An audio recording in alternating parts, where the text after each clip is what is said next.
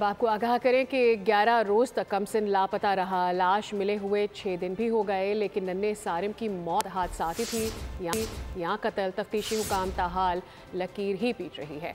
नन्हे जिस्म से जान का रिश्ता कैसे टूटा, पोस्टमार्टम रिपोर्ट से भी तस्दीक न हो सकी। कातिल ताहाल आज़ाद, मकतूल बच्चे के अहले खाना इंसाफ के मुंतज़िर।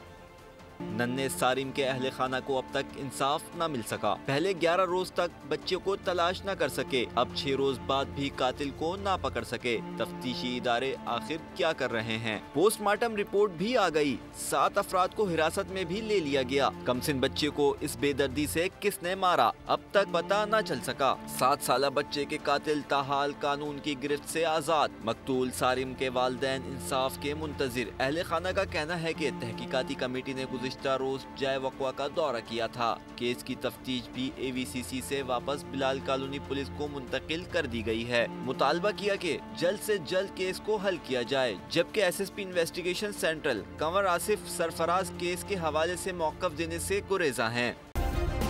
सब्सक्राइब करें और बेल दबाएं ताकि कोई खबर रह न जाए।